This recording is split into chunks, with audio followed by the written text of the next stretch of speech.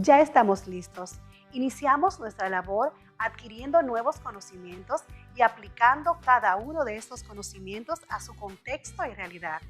Ahora, busquen el cuadernillo 3, semana 1, cuarto día.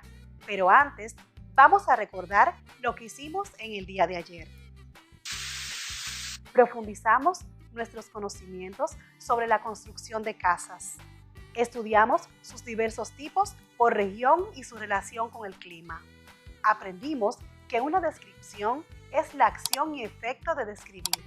Esto es, de explicar o representar detalladamente por medio del lenguaje los rasgos característicos de un objeto, persona, lugar, situación o acontecimiento, y que pueden variar según el tipo de función que tengan en el contexto de la comunicación, ya sean ámbitos científicos, literarios, publicitarios, analíticos, entre otros.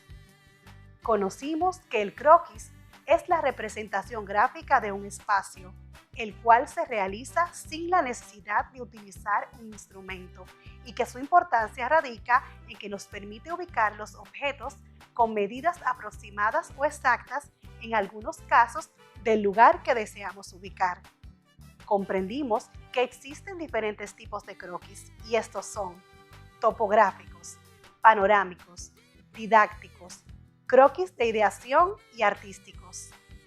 Además, aprendimos que el patrimonio es el conjunto de bienes tangibles e intangibles que constituyen la herencia de un grupo humano, que refuerzan emocionalmente su sentido de comunidad con una identidad propia y que son percibidos por otros como característicos, y que el patrimonio cultural, como producto de la creatividad humana, se hereda, se transmite, se modifica y optimiza de individuo a individuo y de generación a generación.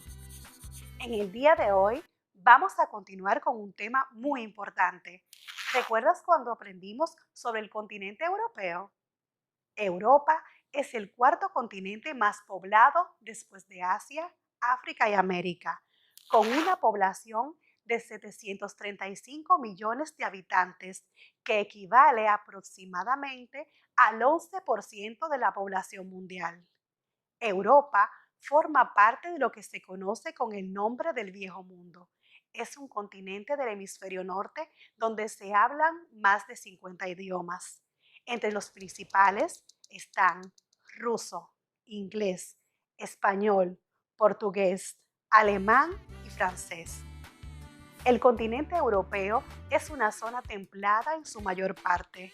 Su clima no solo varía de norte a sur, sino también de oeste a este, a causa de las corrientes de aire polar marino y polar continental, y en menor medida de las corrientes de aire tropical marino y tropical continental.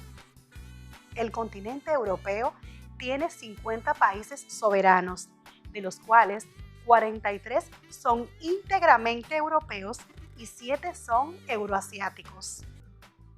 Los ríos europeos son moderadamente largos, sin grandes avenidas y en general regulares. La excepción a estas características son los ríos mediterráneos, que tienen profundos estiajes y grandes avenidas. Los ríos bálticos y rusos se hielan en invierno. Los grandes ríos son navegables durante muchos kilómetros. Ahora vamos a trabajar sobre el clima, paisaje, recursos naturales, hidrografía y el relieve del continente europeo y nuestro país.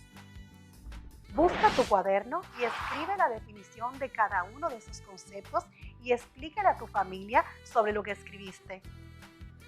Desde el primer día del cuadernillo 3 estamos trabajando sobre las casas de nuestro país. Vamos ahora a ver las casas del continente europeo y ver cómo están hechas, según su clima y paisaje, para que puedas relacionarlos con el tipo de casa que construyen. La historia y evolución de la casa marcha de la mano de la historia de una ciudad o de un continente. En las regiones mediterráneas, 5500 a.C., se construyeron las casas de adobe junto a los campos de cultivo. Los celtas del norte de Europa construyeron casas circulares de piedra con el techo de paja. Las casas eran en un principio de madera y después de ladrillos o piedra, pero siempre muy pequeñas y modestas. Las casas estaban divididas en dos partes, una para los hombres, que ocupaba el piso bajo, y otra para las mujeres, que ocupaba el piso alto o bien la parte posterior del bajo. En el primer siglo de la era cristiana, en las grandes ciudades romanas se construían cuadras enteras de edificios de viviendas denominados ínsulas, y en las afueras, casas de campo o quintas. En Roma, la fachada de los edificios multifamiliares estaba ocupada por una tienda o por la logia del esclavo portero. El vestíbulo conducía al atrio, vasta pieza cuadrada y tajada, con una abertura en el centro por la cual las aguas pluviales caían en un pilón. Estaba rodeada por las dependencias y servía para recibir a los forasteros. Un remanente de este atrio es el patio andaluz. Desde allí, por una galería y por dos corredores, fauces, se ingresaba al peristilo dispuesto como el atrio y desde el cual se tenía acceso a los cuartos destinados a la familia. En el piso alto se encontraban los cuartos para la servidumbre. En Europa, en el siglo XIII, los nuevos ricos, comerciantes, banqueros y nobles acaudalados construyeron magníficas casas de piedra, mientras que el pueblo continuó usando las chozas con paredes de madera revestidas de barro y cubiertas de paja. En la Edad Media, dependiendo de los materiales de construcción de la región, las casas de los campesinos eran de adobe, piedra o madera y consistían de una estancia o habitación amplia con cubierta de paja y con un hogar o fogón como centro de la vivienda. Era la vivienda de toda la familia y se utilizaba como granero, y habitualmente también era establo. A partir del siglo XIII, no se creó un espacio separado para los humanos y animales en el interior de las casas. A partir del siglo XVI, se generaliza el uso de ladrillos de barro, conocido para edificar casas en el norte de Europa. Surgen las primeras mansiones señoriales europeas. En el siglo XVIII, en muchas ciudades europeas y americanas se erigen edificios de estilos elegantes para la nueva burguesía. A finales del siglo XIX surgen los primeros barrios residenciales, los bloques de viviendas de estilo ecléctico, los chalés y las ciudades jardín para la burguesía. Algunos historiadores consideran la Red House de Philip Webb el primer diseño de casa moderna. Chaumier, en muchas regiones de la Europa occidental podemos encontrar este tipo de casas, sobre todo en zonas como Normandía y Bière, en Francia, aunque también lo encontramos en Reino Unido, Alemania, entre otras. Su nombre viene dado por el recubrimiento de paja que tiene, y es que está hecho de los materiales que se encontraban en las zonas. En la región de Cantabria existe este tipo de vivienda popular mixta que sirve como vivienda y también como establo. Por lo general son casas de dos plantas. La de abajo es el establo para animales y la planta superior se destina a la vivienda. Aunque la ganadería en esta zona sigue manteniéndose estable, es cierto que en los últimos años el sector ha cambiado y el número de este tipo de cabañas se ha reducido. Aún así, es fácil encontrarte alguna si te acercas a las cuencas altas de algunos valles. Durante el siglo XX, la vivienda en las ciudades se densifica y el número de casas disminuye mientras aumenta el número de pisos o viviendas en altura. Como puedes ver, en todo el mundo hay casas tradicionales con estructuras, materiales, funciones y estéticas que difieren incluso en grandes extremos.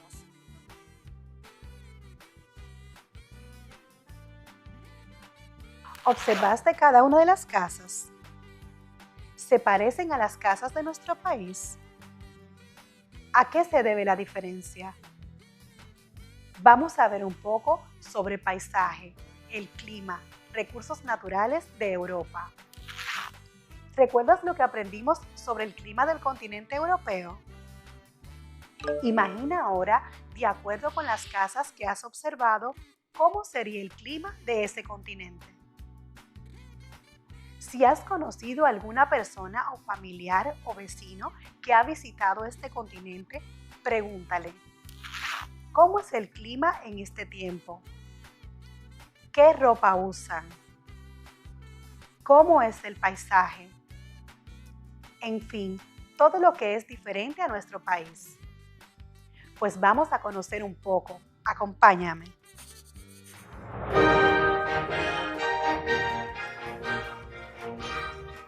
Europa es el continente con más territorio llano, con una altura media de 230 metros.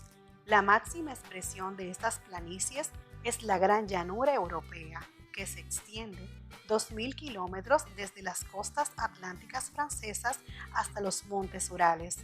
Entre los golfos de Europa destacan el Golfo de Vizcaya, Francia, España, y el Golfo de Botnia, Suecia, Finlandia. Los estrechos europeos más importantes son el Paso de Calais entre Francia y Gran Bretaña, el de Gibraltar entre España y Marruecos, y el de Dardanelos y del Bósforo en Turquía, el de Mesina en Italia y el de Øresund entre Dinamarca y Suecia. El relieve de Europa es sumamente antiguo. Los llamados escudos del norte y del este son los territorios más antiguos pertenecientes al período precámbrico y forman parte de la geología huroniana, ya altamente erosionada. Componen el relieve de Europa tres grandes conjuntos: los macizos antiguos, las cordilleras alpinas y las llanuras. Sin duda, es mayoritario lo que corresponde a la llanura. Aproximadamente 2/3 del territorio de Europa está cubierto por ellas. Se destacan entre estas la Gran Llanura Europea del Este, que se extiende desde los montes Urales en Rusia hasta el río Weser en Alemania, las llanuras atlánticas ubicadas hacia el Mar del Norte, las llanuras interiores y las llanuras litorales mediterráneas. Algunas de estas llanuras son atravesadas por importantes ríos como el Rin o el Loira. ¡Qué interesante! Podrías realizar en tu cuaderno un cuadro comparativo sobre las características y diferencias del continente europeo y nuestro país. Sé que puedes hacerlo. Seguimos aprendiendo. El continente europeo es una zona templada en su mayor parte. Su clima no solo varía de norte a sur, sino también de oeste a este a causa de las corrientes de aire polar marino y polar continental, y en menor medida de las corrientes de aire tropical marino y tropical continental. En Europa se pueden distinguir los siguientes climas. Clima mediterráneo. Entre los 30 y los 45 grados de latitud se puede encontrar el clima mediterráneo. De él cabe destacar la aridez que se produce durante el verano, provocada por el clima subtropical, y la humedad del invierno, debido al frente polar. Clima oceánico. Es un clima que comprende las orillas del Océano Atlántico y va desde Noruega hasta la costa norte a sur de Portugal. Este clima posee una humedad constante y temperaturas moderadas sin grandes oscilaciones. Clima continental. Se caracteriza por el contraste entre las precipitaciones, altas temperaturas del verano y el frío seco del invierno. Las altas temperaturas del verano hacen que la evaporación del agua que cae en forma de chaparrones sea muy alta. Clima de tundra. Se da entre los 60 y 80 grados de latitud en Rusia y al norte de Noruega, Suecia y Finlandia.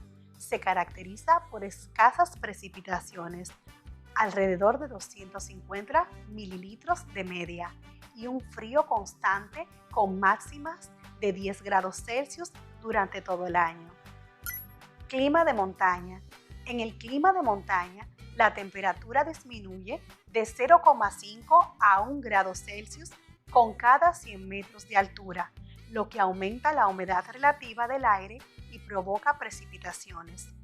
Clima estepario.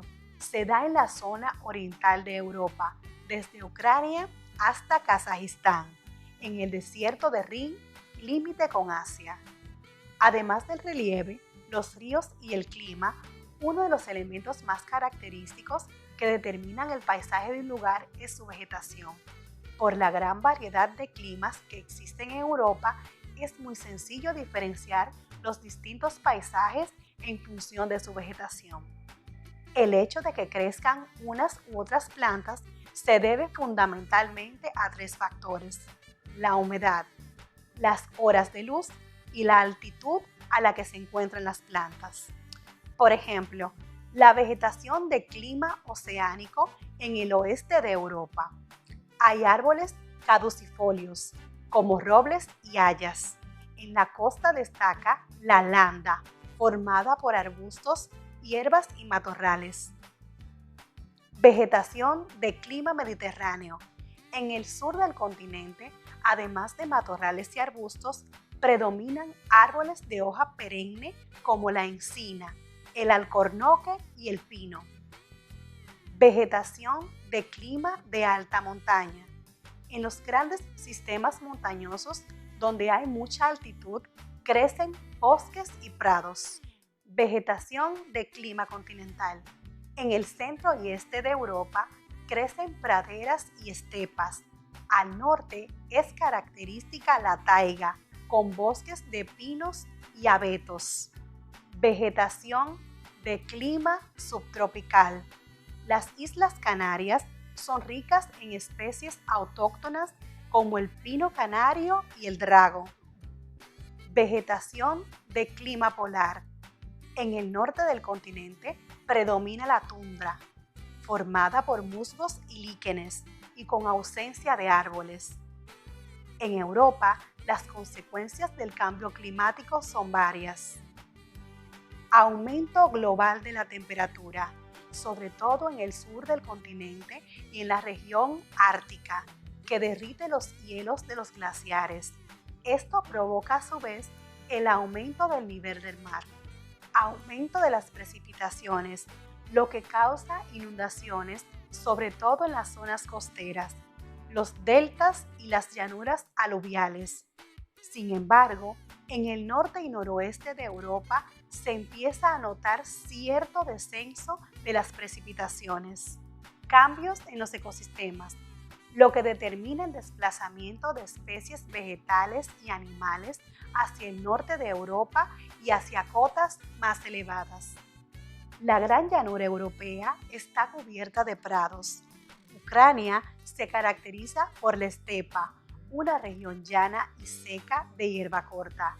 Las zonas cercanas al Mediterráneo destacan por los frutos de algunos de sus árboles y arbustos, especialmente las olivas, los cítricos, los higos y la uva. Buena parte del centro de Europa padece lluvia ácida por el alto grado de industrialización de la zona. En 2005 entró en vigor la norma europea para limitar la contaminación atmosférica. Las ciudades de más de 250.000 habitantes de la Unión Europea no deben superar los 50 microgramos de partículas por metro cúbico de aire ambiental, que debe ser el umbral máximo para 35 días al año, y el valor medio anual no debe superar los 40. La contaminación marítima también es un problema generado por el turismo. El vertido de sustancias contaminantes al mar con metales pesados como el cromo y el plomo, pesticidas, aguas fecales, fertilizantes a base de nitratos y fosfatos que favorecen la proliferación de algas, accidentes de petróleo, etc. El paisaje es aquel que se ha formado sin la intervención del hombre y está constituido solo por elementos naturales. Los elementos que identifican al paisaje natural son los siguientes: área, relieve, agua, clima, suelo, minerales, flora y fauna. El paisaje es el espacio de tierra comprendido entre ciertos límites. ¿Ya te diste cuenta de todo lo relacionado con el medio ambiente, relieve y el clima de Europa? Ahora entiendes por qué el estilo de casas es diferente al nuestro, ya que el clima es frío casi en todo el tiempo y necesitan casas que puedan ayudarles a calentarse un poco más. Vamos a ver si aprendiste. Busca en tu cuaderno y describe los tipos de clima que hay en el continente europeo y compáralos con el nuestro. Además, la vegetación de Europa, ¿qué cosas diferentes tiene a nuestra vegetación y clima? Escribe y comparte con tus familiares. Muy bien e interesante lo que estamos aprendiendo. Nos vemos en breve. Ya estamos aquí de nuevo y estamos orgullosos de tenerlos como estudiantes en este proceso de adquirir nuevos conocimientos. Vimos en la clase anterior todo lo relacionado al clima, al relieve, el paisaje y los recursos naturales del continente europeo, además de compararlos con nuestro país. Es bueno que conozcas y veas la relación entre nuestro clima y el europeo. Hoy tenemos un tema muy interesante. Hablaremos del adjetivo. Vamos a trabajar en el día 4, la actividad 7 del cuadernillo 3. ¿Recuerdas cuando trabajamos la descripción? Dijimos, según su definición, que la descripción son textos que describen cómo es un objeto, una persona o un lugar, y que lo que se describe puede ser real o imaginario. En estos textos es muy importante el uso de los adjetivos porque son palabras que sirven para explicar las cualidades de las cosas, personas o lugares. ¿Recuerdas cuando hablamos sobre los adjetivos? Piensa qué dijimos de los adjetivos, para qué sirven y cómo lo utilizamos. Vamos a profundizar un poco más los adjetivos. Según hemos estudiado, el adjetivo es la palabra o parte de la oración que califica al sustantivo, que aporta información adicional o complementa su significado. Los adjetivos determinan a los sustantivos al especificar o resaltar sus características. Por ejemplo, la pelota amarilla, el carro viejo. Observa este cuadro. Los adjetivos pueden indicar tamaño, forma, color, temperatura y sabor. Tamaño, grande, pequeño. Por ejemplo, niño grande, niño pequeño. Forma, redondo o rectangular. Mesa redonda, mesa rectangular. Color, rojo, verde o amarillo. Carro rojo, carro verde, carro amarillo. Temperatura, caliente o frío, chocolate caliente, helado frío. Sabor, amargo o agrio, chocolate amargo, limón agrio. El adjetivo siempre concuerda en género y número con el nombre al que acompaña, tanto si va delante como si va detrás. Ejemplo, vistosa flor de colores vivos. Si un adjetivo va antes de varios nombres, concuerda en género y número con el primer nombre.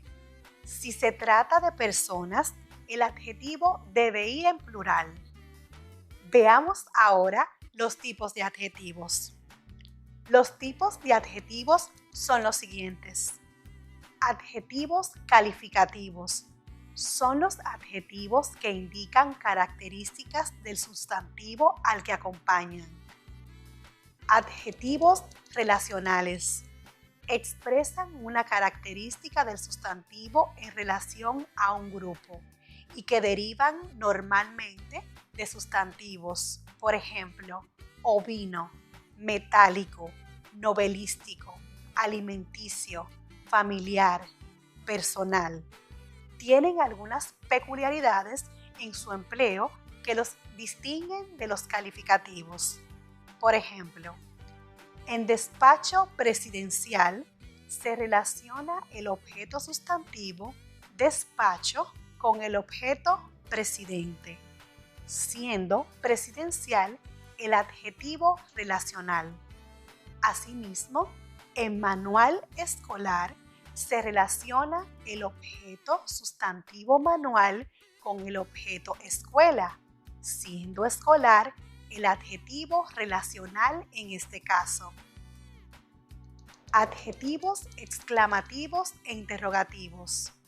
Los adjetivos interrogativos permiten hacer una pregunta acerca de la calidad, la cantidad o identidad del nombre a que se refiere. Los adjetivos exclamativos, en cambio, permiten hacer una exclamación de sorpresa, de maravilla o de asombro. Ejemplo, ¿qué es un adjetivo exclamativo en la frase ¡qué idea! O en la oración ¿qué cosas me dices? Te voy a dar algunos ejemplos de adjetivos interrogativos. Señala qué en la frase a qué hora o qué libro te gustó más. Adjetivos demostrativos. Los adjetivos demostrativos son aquellas palabras que acompañan al sustantivo para marcar la distancia que separa al hablante del objeto, lugar o persona a la cual se refiere. El adjetivo demostrativo concuerda en género y número con el sustantivo al que modifica. Ejemplos. Este mueble es el que mandé a pintar. Ese hombre me ayudó a cambiar la rueda del auto. Aquel restaurante está más lleno que este. Debe ser mejor. Estos zapatos que me compré la semana pasada son verdaderamente incómodos. Esos chicos son los que le pegaron a mi primo la vez pasada en el parque. Adjetivos posesivos. Los adjetivos posesivos son aquellos adjetivos que sirven para transmitir la pertenencia o posesión de algo. Por ejemplo, mis, suyo, sus. Dentro de los adjetivos posesivos podemos identificar dos grupos según se ubique delante o detrás del sustantivo, y son los siguientes. Delante del sustantivo. Ejemplos de adjetivos posesivos. Mío, mía, míos, mías. Tuyo, tuya, tuyos, tuyas. Suyo, suya, suyos, suyas. Nuestro, nuestra, nuestros, nuestras. Vuestro, vuestra, vuestros, vuestras. Suyo, suya, suyos, suyas. Adjetivos numerales. Los adjetivos numerales son los que determinan una cantidad numérica en el nombre. Se dividen en 5 tipos: cardinales, ordinales, proporcionales, partitivos y distributivos. Ejemplos: 2 hojas y 3 hijos. Muy bien, ahora vamos a observar la descripción de la tarea 1. La casa está vista de frente sin perspectiva. La fachada plana presenta una puerta central y 2 pequeñas ventanas cuadradas laterales. El techo es muy inclinado, posiblemente para resguardar a sus habitantes de las abundantes lluvias o fuertes nevadas. ¿Recuerdas el croquis? Recordemos juntos. Vamos a leer de nuevo la descripción del croquis. La casa está vista de frente sin perspectiva. La fachada plana presenta una puerta central y 2 pequeñas ventanas cuadradas laterales. El techo es muy inclinado, posiblemente para resguardar a sus habitantes de las abundantes lluvias o fuertes nevadas. Ahora Vamos a buscar los adjetivos.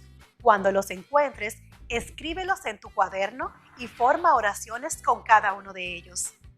Vamos a describir las siguientes casas. Pon en práctica lo que hemos estudiado hasta ahora sobre el relieve, el paisaje, el medio ambiente, en fin, todo lo que aprendiste del continente europeo. Busca tu cuaderno y vamos a realizar la siguiente actividad y luego te invito a que la compartas con tus familiares. Describe con tus propias palabras estas casas y coloca los adjetivos correspondientes. Ten en cuenta la ubicación, el relieve, paisaje y la vegetación. Voy a ayudarte a describir la primera casa. La primera casa, según podemos ver, está ubicada en una montaña, rodeada de nieve por todos lados. Según observo, es muy grande y bonita. Está ubicada alrededor de montañas. En el clima de montaña existe una temperatura que disminuye de 0,5 a 1 grado Celsius por cada 100 metros de altura, lo que aumenta la humedad relativa del aire y provoca precipitaciones. En la vegetación del clima de montaña predominan los bosques y los prados. Al tener un clima con una temperatura baja, en ocasiones cae mucha nieve, como está sucediendo actualmente en Europa. Es una casa hecha de ladrillos con una fachada.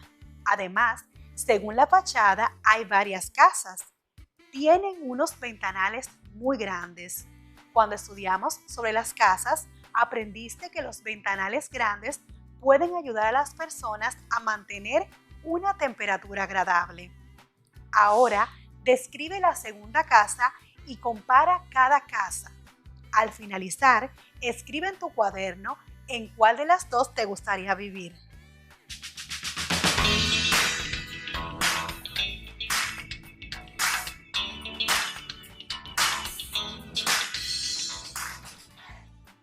Muy bien, acertaste en tu descripción. Pues te diré también que a mí me gustaría vivir en la segunda casa. ¿Sabes por qué? Ya te imaginas, ¿verdad? La temperatura, el clima, todo se ve muy agradable y a la vez se parecen a las casas de nuestro país. La vegetación se ve que es muy buena y a ti te gustaría vivir en ella. Ahora ve, cuéntale a tus familiares en cuál casa te gustaría vivir. Antes de terminar, vamos a ver si aprendiste mucho en esta clase. Vamos a recordar la definición de adjetivo. Llamamos adjetivo a la palabra o parte de la oración que califica al sustantivo aportando información adicional o complementando su significado. Los adjetivos determinan a los sustantivos al especificar o resaltar sus características. Por ejemplo, la pelota amarilla, el carro viejo. Los tipos de adjetivos son los siguientes. Menciona algunos adjetivos calificativos. Muy bien, son los adjetivos que indican características del sustantivo al que acompañan. Ejemplo, podemos decir la niña traviesa, la casa es grande, la casa está pintada de azul. ¿Cuáles son los adjetivos relacionales? Los adjetivos relacionales expresan una característica del sustantivo en relación a un grupo y que derivan normalmente de sustantivos como ovino, metálico, novelístico, alimenticio, familiar, personal y tienen algunas peculiaridades. También los adjetivos relacionales funcionan como descriptores de un conjunto de propiedades que resultan inherentes al sustantivo al cual acompaña dicho adjetivo. Por ejemplo, prensa nacional. Nacional es un adjetivo relacional. Además, están los adjetivos exclamativos e interrogativos. Los adjetivos interrogativos permiten hacer una pregunta acerca de la calidad, la cantidad o identidad del nombre al que se refiere. Los adjetivos exclamativos, en cambio, permiten hacer una exclamación de sorpresa, de maravilla o de asombro. Ejemplo, ¿qué? Es un adjetivo exclamativo en la frase ¿qué idea? O en la oración ¿qué cosas me dices? Adjetivos demostrativos. Los adjetivos demostrativos son aquellas palabras que acompañan al sustantivo para marcar la distancia que separa al hablante del objeto, lugar o persona a la cual se refiere. El adjetivo demostrativo concuerda en género y número con el sustantivo al que modifica. Ejemplos: este mueble es el que mandé a pintar. Ese hombre me ayudó a cambiar la rueda del auto. Aquel restaurante está más lleno que este, debe ser mejor. Adjetivos posesivos. Los adjetivos posesivos son aquellos adjetivos que sirven para transmitir la pertenencia o posesión de algo. Por ejemplo, mis, suyo, sus. Dentro de los adjetivos posesivos podemos identificar dos grupos según se ubiquen delante o detrás del sustantivo. Adjetivos numerales. Los adjetivos numerales son los que determinan una cantidad numérica en el nombre. Se dividen en 5 tipos: cardinales, ordinales, proporcionales, partitivos y distributivos. Muy bien, ¿cuánto aprendizaje? Nos vemos en breve. Mantente ahí esperando. Qué alegría proseguir con nuestro aprendizaje y continuar aplicándolo en nuestro contexto. Ahora vamos a realizar del cuadernillo 3 en el día 4 la actividad 8. Esta actividad consiste en dibujar un paisaje usando uno de los croquis que dibujaste en la actividad 6. En ese paisaje debes incluir elementos propios de la zona geográfica o del clima donde está ubicada la casa del croquis que seleccionaste. Necesitas una hoja, lápiz negro, lápices de colores, témperas, acuarelas o crayones. Prepárate porque vas a dibujar tu casa. Eres el arquitecto de tu propia casa. Vas a hacer un croquis y ver si te recuerdas de lo que es un croquis. A ver, piensa.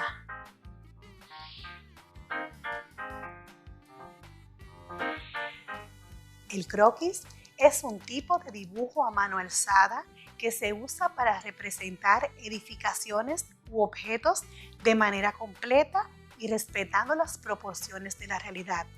¿Lo recordaste? Además, hay que saber qué es un diseño. El diseño involucra varias dimensiones que van más allá del aspecto, la forma y el color, abarcando también la función de un objeto y su interacción con el usuario. Durante el proceso se debe tener en cuenta además la funcionalidad, la operatividad, la eficiencia y la vida útil del objeto diseñado. Además, hay que tener pendiente en el croquis que los colores claros absorben poca energía solar, ayudando a que los materiales no se calienten. Por el contrario, los colores oscuros son los más adecuados para que aumenten la temperatura, ya que captan mayor energía solar. Entonces, ya sabes, vamos a hacer nuestro propio croquis teniendo en cuenta todo lo que hemos aprendido. Esta actividad es para dibujar un paisaje usando uno de los croquis que dibujaste en la actividad 6. En ese paisaje debes incluir elementos propios de la zona geográfica o del clima donde estará ubicada la casa del croquis que seleccionaste. Necesitarás una hoja, lápiz negro, lápices de colores, témperas, acuarelas, crayones. Pasamos a la actividad 8 de tu cuadernillo, diseñando como una arquitecta o arquitecto, y haremos la casa en su paisaje. Toma una hoja nueva y dibuja la casa ampliando y completando el croquis. También dibuja las características del lugar, el clima y la vegetación, agregando detalles y colores. Utiliza lápices de colores, marcadores, témperas o acuarelas según prefieras.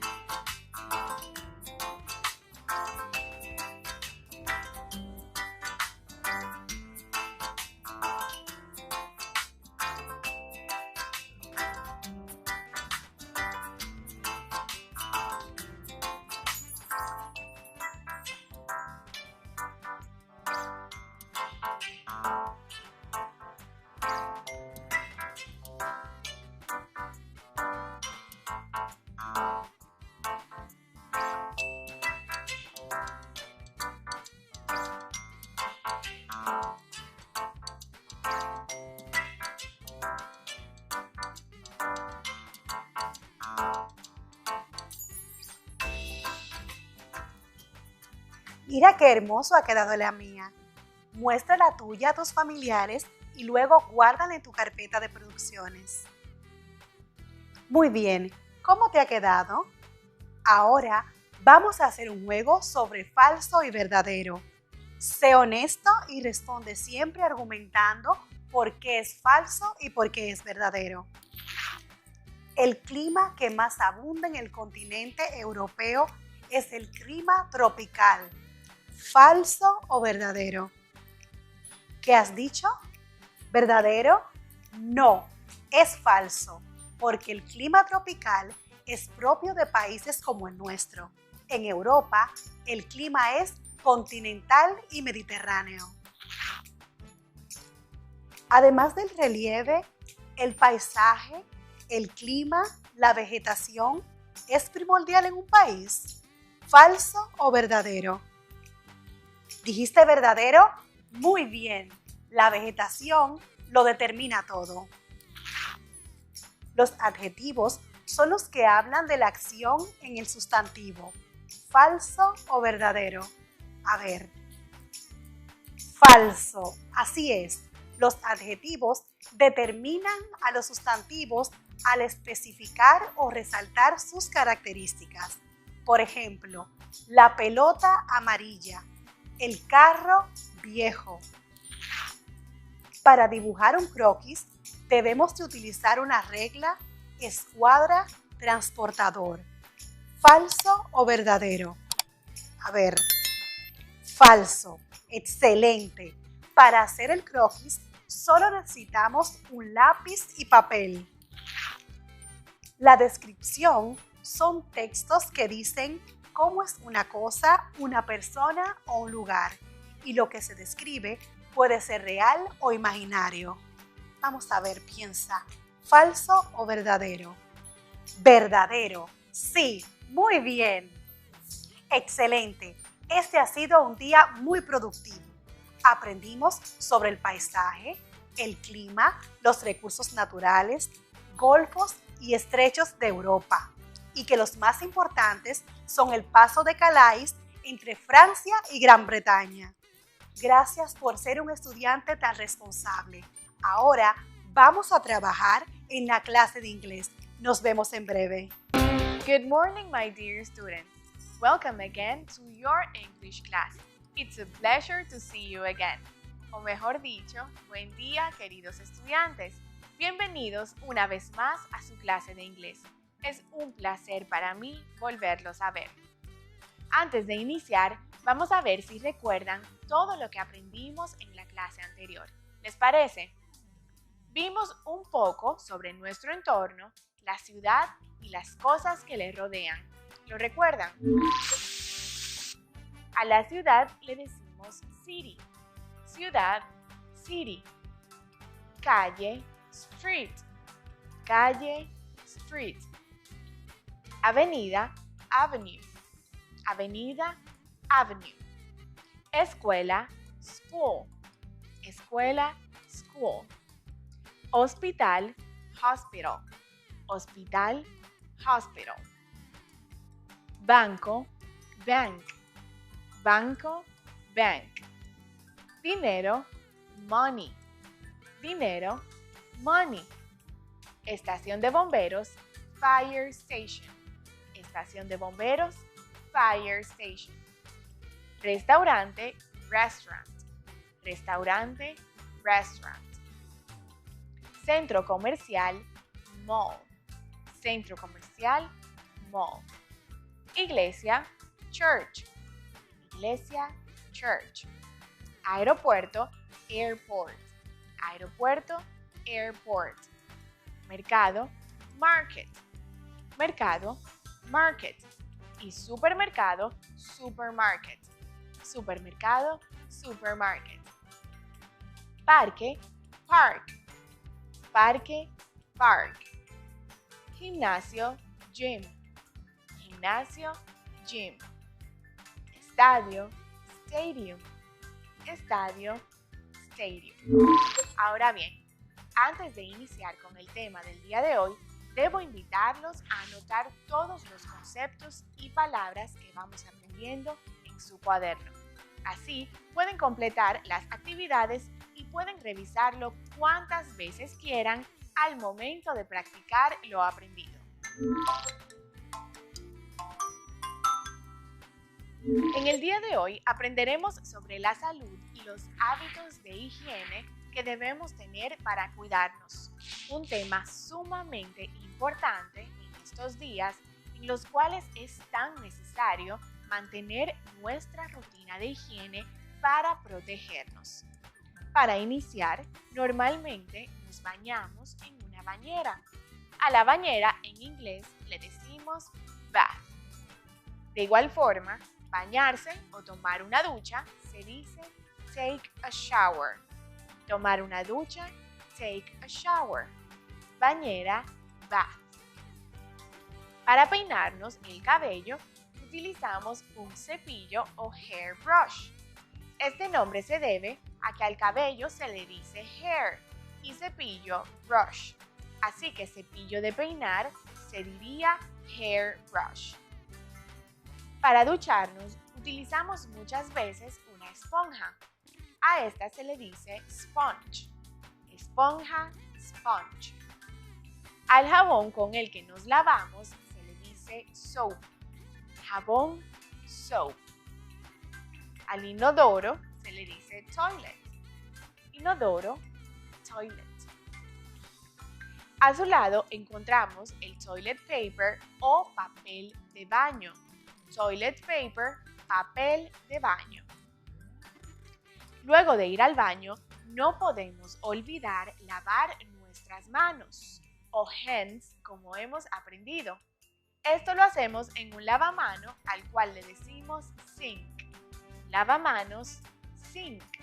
Manos, hands. Al cepillo de dientes se le dice toothbrush. Esto, al igual que el cepillo de peinarse, se debe a que a cepillo, como vimos anteriormente, se le dice brush y diente se dice tooth. Así que cepillo de dientes sería toothbrush.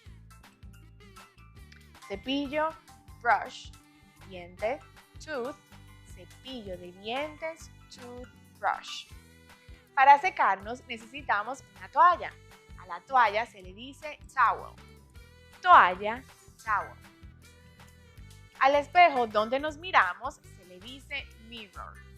Espejo, mirror. Ya sabemos muchas palabras en inglés que son referentes a nuestra higiene personal. ¿Qué les parece si repasamos una vez más lo aprendido? Me gustaría que todos ustedes repitieran después de mí, ya que siempre deben recordar que la mejor forma de aprender algún nuevo idioma es practicando.